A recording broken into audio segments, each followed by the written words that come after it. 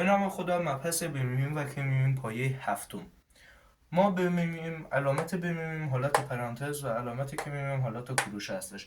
برای به دست آوردن بمیمیم یکی از روشی که کتاب گفته تجزیه درختی هستش که ما بمیمیم و که میمیم 20 و 30 را از این روش به دست میاریم.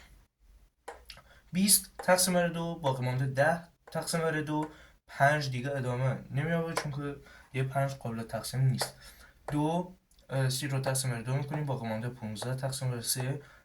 5 باقی مانده میشه.